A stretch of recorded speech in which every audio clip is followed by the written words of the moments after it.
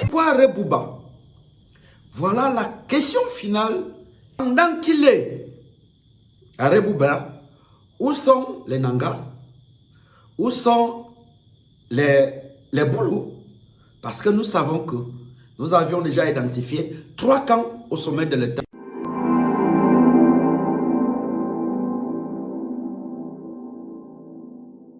Bonjour, vous êtes bien chez Maurice Diongo, la chaîne YouTube officielle des situations, problèmes de la vie socio-politique camerounaise. Et surtout, le 6 novembre, 2022, date anniversaire d'accession au pouvoir du président Paul Biya, la 40e du genre. La problématique tourne autour de la visite de Franck Biya, le capitaine des camps des Akonolinga, dans l'alternance familiale au sommet de l'État. Vous comprenez que nous n'allons pas parler de l'anniversaire en soi. 40 ans au pouvoir, c'est bien, chacun peut en faire, c'est la grâce de Dieu. Mais de l'anniversaire pour soi, pour Franck Biya et pour l'alternance gré à gré. Pour planter le d'accord, revisitons cette visite au Lamida de Rebouba. Surtout revenons sur la vidéo de son père il y a aujourd'hui près de 38 ans.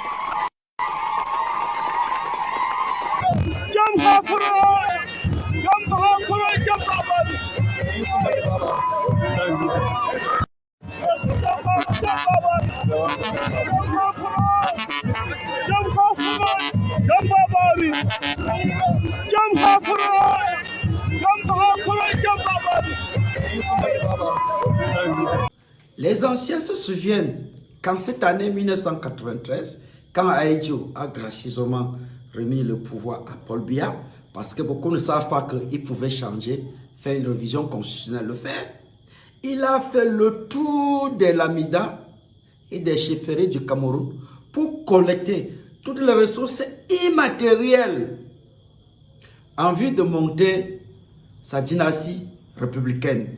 Beaucoup pensent que c'est dans ce patrimoine immatériel camerounais qu'il a puisé la puissance qui lui permet de résister pendant 40 ans au pouvoir. Mais comme des gamins qui vont souvent sur le manguier ou bien les avocassiers chercher les produits, son fils Franck a refait la même chose en rentrant à Rebouba. Pourquoi Rebouba? Voilà la question finale sur laquelle nous allons vous amener. Mais comme nous avons dit qu'on ne parle pas de l'anniversaire en soi, mais de l'anniversaire pour soi, c'est-à-dire de l'anniversaire pour Franck Biya, l'anniversaire pour la lutte à l'alternance gré à gré au sommet de l'État, nous allons chercher de savoir, pendant qu'il est à Rebouba, où sont les Nangas, où sont les Boulous, parce que nous savons que nous avions déjà identifié 3 camps au sommet de l'État qui luttent.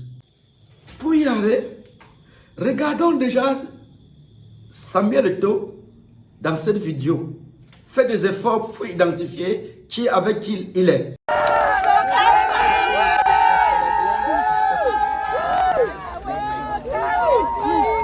Je vais t'envoyer, Non, je vais pas avec lui.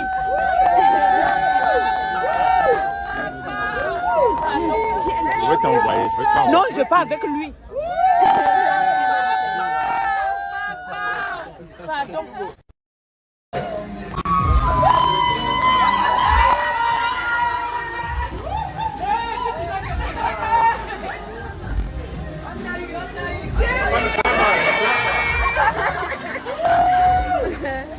Comme vous regardez, il est dans l'anniversaire au domicile privé de Oswald Baboké, le directeur adjoint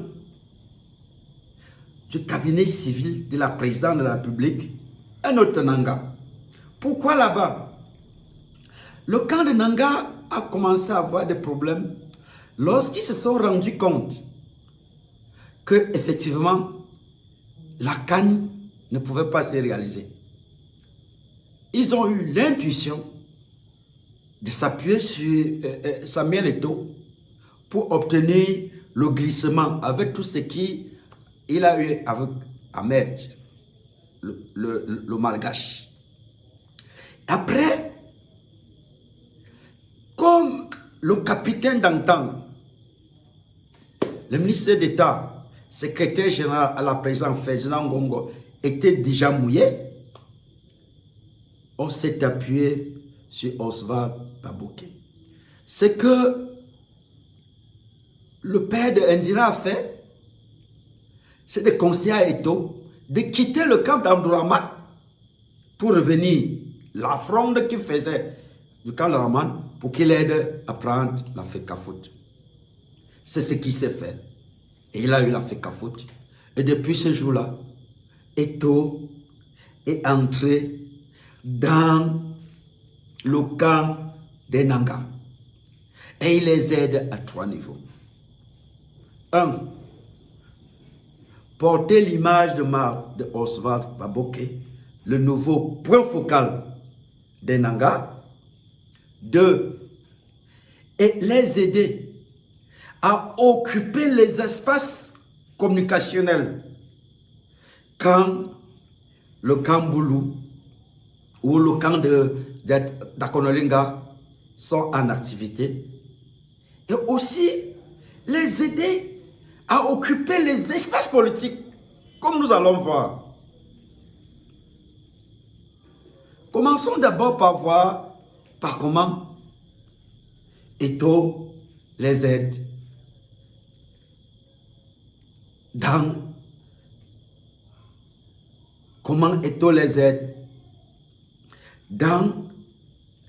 l'image de Baboké. Regardez cette vidéo.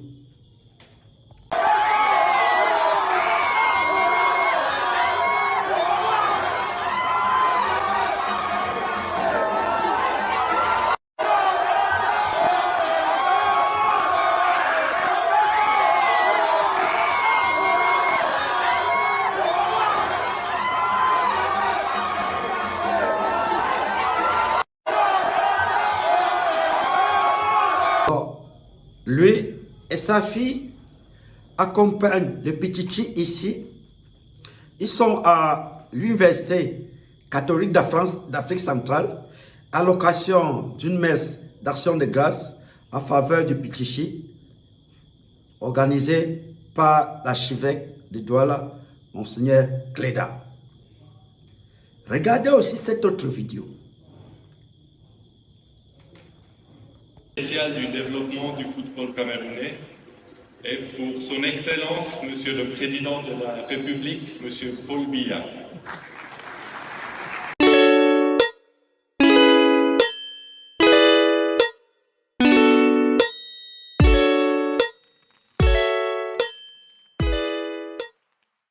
Vous savez tout ce qu'il a fait pour le football. Vous savez tout ce qu'il a fait pour le sport au Cameroun. Je voudrais sincèrement remercier l'organisation. Je remercie le président de la FECAFOOT. Je voudrais vous rassurer, le chef de l'État et son épouse nous regardent en direct. J'ose espérer que c'est juste une coïncidence d'avoir reçu ce prix de l'ambassadeur de Suisse que nous allons battre au Qatar bientôt.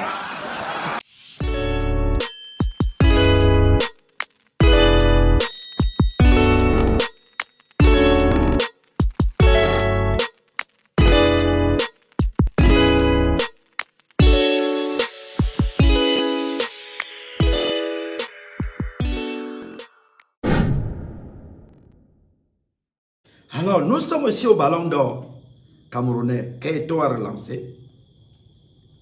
Et l'action Soft Power, c'est de remettre un prix au président Biya. Mais qui reçoit? C'est le diététique adjoint, suivez le diététique adjoint du cabinet civil, la présidence. Et il le fait en privé. Parce que, en réalité, c'est Laurier, le président Biya. Si le président Biya a beaucoup travaillé pour le football camerounais, il a fait avec son arsenal au ministère de la jeunesse et sport, au ministère du sport et de l'éducation physique. Et vous savez que compte tenu des relations très tendues entre la FECAFOOT et le ministre, nous serons plus tard. Pourquoi? Le ministre n'est pas venu. Pas de protocole administratif, mais un école privé, on appelle ça le soft power. Soit soigner une image de Babone pour qu'il remonte, pour qu'il remplace Ngongo qui est en disgrâce. La deuxième compétence que les Nangas ont confiée à Samuel Eto'o, c'est l'occupation des espaces communicationnels quand le camp est en danger. Regardez, quand Ngongo a eu des difficultés au TAS, ce n'est pas la FECAFOOT qu'on a lancé un soi-disant débat entre Maurice Kamto et Cabral Libi. Et c'est Cabral Libi qui a commissionné, a communiqué dessus pour occuper tous les espaces. Et ça n'est pas fini. Un jour, Eto'o sort une boute pour détruire son ancien coéquipier, avec qui ils ont eu beaucoup de lauriers. Toujours dans le fait d'occuper les espaces quand ils sont en danger. L'apothéose, ça s'est passé, c'est entre ce samedi et mardi. Regardez, Eto'o bien dans le RDPC. Il se tient Paul Biya. Mais le jour de son anniversaire, c'est alors qu'il lance, il présente le maillot des Lions à Douala. Lundi, il va présenter à Yaoundé. Mardi, et il sera dans la presse. Cela veut dire qu'il occupe tous les espaces communicationnels. Près de 70% des espaces communicationnels politiques sont occupés par lui. Pour que tout ce que Franck fait passe en second plan. Voilà. Voilà le dispositif. Comment est-ce que les Nangas reviennent? Et vous savez que il y a un journal de mutation au temps de Aman qui nous disait que dans le camp, dans l'alternance familiale au Cameroun, le camp de Nanga est le plus organisé, le plus huilé. Maintenant, nous allons regarder la troisième compétence qui est déposée sur Eto'o. C'est d'occuper les espaces politiques au nord. Surveillez d'abord ce que Chepou Ngono nous disait déjà il y a 3 mois. Et le deuxième lamidal, le plus important, comme on peut d'ailleurs aussi le souligner, c'est celui certainement de Marois, où Samuel Eto'o était déjà le 27 janvier 2021, et tout avait été filmé, d'autant plus qu'il avait mis là-bas 72 heures, et où il avait tenu un autre discours, et surtout, il avait bénéficié d'une onction traditionnelle avec des rites qui ont été faits par le Lamido, qui d'ailleurs a élevé Samuel Eto'o au rang de Saradaouna, donc de prince. Et d'ailleurs, la femme de Samuel Eto'o se fait déjà appeler là-bas Adja Georgette. Donc, vous voyez, on parle du Lamido de Marois. Vous savez, et le président Biya, quand il allait au nord faire la campagne, c'est chez Lamido qu'il est parti. Il n'a plus fait la campagne nulle part. Ça a dit, c'est là, sans doute, qui est son dispositif où on organise la fraude au nord, à l'est, dans le Grand Nord. Cela veut dire que très rapidement, quand Eto'o est venu, on a envoyé Eto'o faire le lien. Georges Eto'o, même Adja, déjà là. Voilà. Et ce n'est pas tout.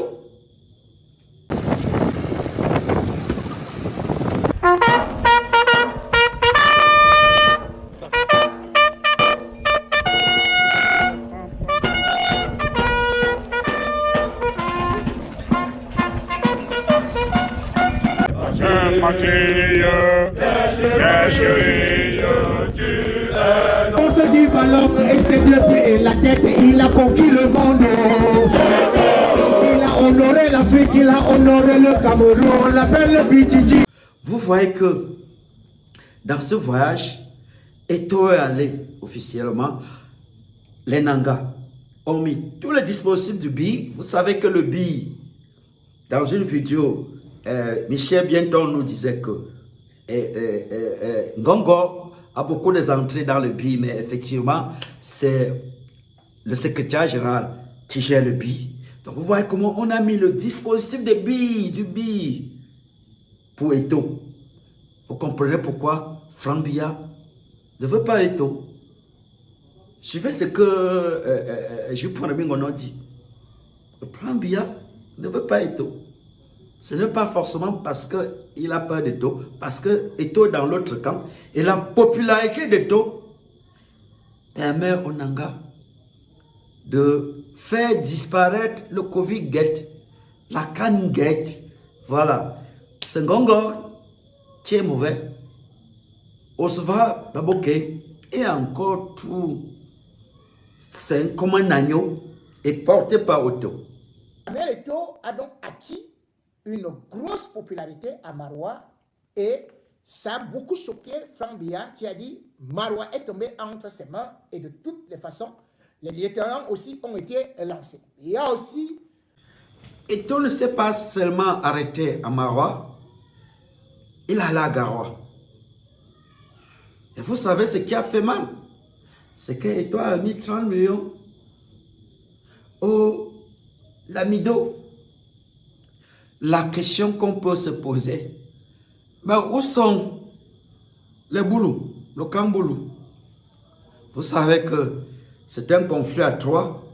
Ils sont empêtrés dans la ligne 94 que j'ai montagée, la ligne 74, où il y a des dossiers sur eux, de telle façon que ces vidéos qui peut aller à Samelima, faire parler des gens en patois et mettre sur ses antennes. Nous n'allons pas mettre ça ici, mais sachez que pendant ce temps, pour le moment, le camp Boulou est vraiment derrière le camp Nanga. On a déjà oublié Kili, le professeur Kili, l'histoire des avions chinois que le président Biya, quand il allait au Congo, on lui a donné les prix. On a déjà oublié les wagons chinois qui ont fait l'accident. Et on sait, on a même déjà oublié qu'il n'est pas en prison. Mais qu'il est en prison au village, qu'on l'a mené au village, il ne sort pas. Aujourd'hui, on n'en parle plus. Donc, les Boulous sont en difficulté. La question qu'on pose, pourquoi Rebouba? Pourquoi Rebouba? Pourquoi le Nord? Suivez Juppé Mingono. Selon Yaoundé, l'élection présidentielle se passe dans le Grand Nord. Et dans le Grand Nord, actuellement, il y a 4 lamidas qui sont très importants. Et on a pu voir comment est-ce que Samuel Eto'o était en train d'y fouler ses pieds. Le premier lamida qui est le plus important, c'est celui de Rebouba, où justement c'est là-bas où règne le vice-président de l'Assemblée nationale, qui est né en 61 et qui, curieusement, a des ambitions aussi présidentielles.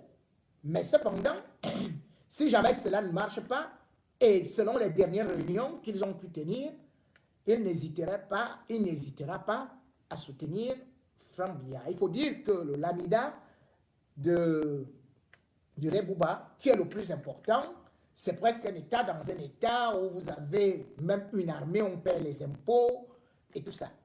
Et alors, vous comprenez que Rebouba, c'était Lamida le plus grand, plus vaste que la province de l'Ouest. Que on sait que le chef a l'autorité.